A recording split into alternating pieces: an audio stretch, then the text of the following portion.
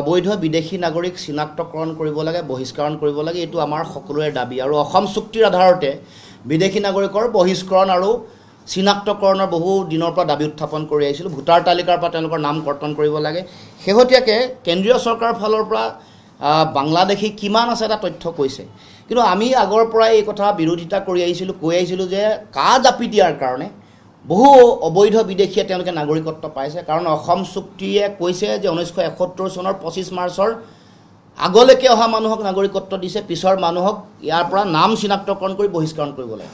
সেইকাৰণে আজি এই প্ৰেক্ষাপটত তেওঁলোকে বিদেশী নাগৰিক চিনাক্তকৰণৰ কথাটো প্ৰশংসনীয়। তাৰ লগে লগে আমি কৈছোঁ যে কা আইনখন কিন্তু বাতিল হ'ব লাগে আৰু যিসকল বিদেশী এতিয়াও তেওঁলোকে চিনাক্তকৰণ কৰিব তেওঁলোকক বহিষ্কাৰ কৰি যেতিয়া থৈ আহিব, পুছবেক যেতিয়া কৰিব, পুছবেক কৰাৰ সময়ত যিহেতু উন্মুক্ত ভাৰত বাংলাদেশ সীমান্ত আছে বা পশ্চিমবংগতো উন্মুক্ত সীমান্ত আছে, সেই সীমান্তৰে পুনৰ বিদেশীসকল ঘূৰি অহাৰ পৰিৱেশ থাকিব। সেইকাৰণে সীমান্ত চিল কৰাৰ আমি দাবী উত্থাপন কৰিছোঁ। অসমত আমাৰ নাগৰিকৰ সুৰক্ষাৰ কাৰণে অসম চুক্তিৰ 6 নম্বৰ দফা কাৰ্যকৰী কৰিবৰ কাৰণে দাবী উত্থাপন কৰি আহিছোঁ।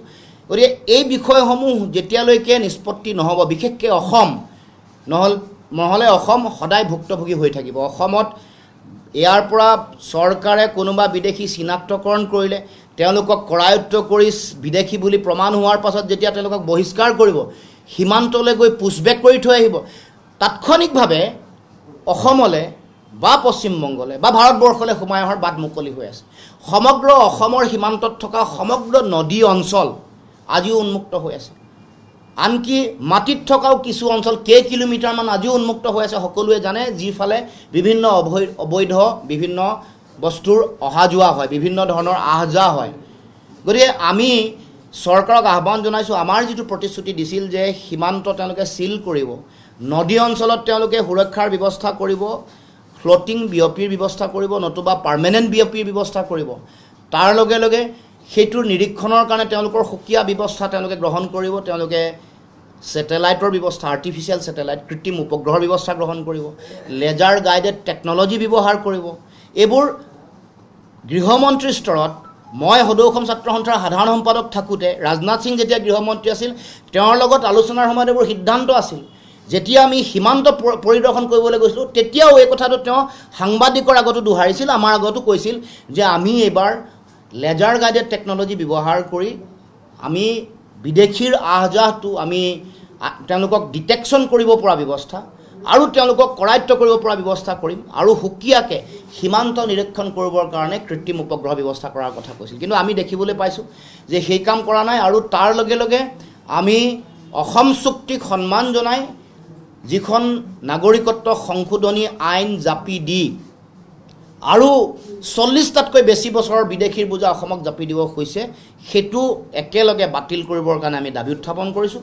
আৰু সকলো বিদেশী, হিন্দুৱেই হওক মুছলমানেই হওক, সকলোকে বিদেশীক চিনাক্তকৰণ কৰি কৰায়ত্ব কৰি তেওঁলোকক বহিষ্কাৰ কৰিব লাগে আৰু ভোটাৰ তালিকাত যদি তেওঁলোকৰ নাম আছে তাৎক্ষণিকভাৱে ভোটাৰ তালিকাৰ পৰা তেওঁলোকৰ নাম কৰ্তন কৰিব লাগে। কাই যিমান বিদেশী বোজা অসমত জাপি দিলে, গতিকে এই যে তেওঁলোকৰ 2-3 হাজাৰ বিদেশীৰ কথা তেওঁলোকে কৈ আছে, এইখিনিয়ে বৰ বিশেষ কোনো ধৰণৰ ব্যৱধান বা পাৰ্থক্য আনি নিদিয়ে। সমগ্ৰ ভাৰতবৰ্ষত এই কথা কৈছে, অসমত কিমান আছে এই কথাও উল্লেখ কৰা নাই। গতিকে এই কথাটোৱে বিদেশী চিনাক্তকৰণৰ যিটো তেওঁলোকৰ কথা, এইটো এটা পাল মৰা কথা নিচিনা হৈছে। আমি বিচাৰিছোঁ 71 চনৰ 25 মাৰ্চৰ পিছত অহা বিদেশী, অসমত থকা বিদেশী প্ৰত্যেককে প্ৰতিগৰাকীকে চিনাক্তকৰণ কৰিব লাগে আৰু তেওঁলোকক বহিষ্কাৰ কৰিবৰ কাৰণে ব্যৱস্থা গ্ৰহণ কৰিব লাগে আৰু কা বাতিল কৰিবৰ কাৰণে ব্যৱস্থা গ্ৰহণ কৰক। অসমৰ বিদেশী নাগৰিকৰ সমস্যাৰ ভয়াৱহতা গভীৰতা উপলব্ধি কৰি কেন্দ্ৰীয় চৰকাৰে এই সিদ্ধান্ত তাৎক্ষণিকভাৱে গ্ৰহণ কৰিবলৈ আমি দাবী উত্থাপন কৰিছোঁ।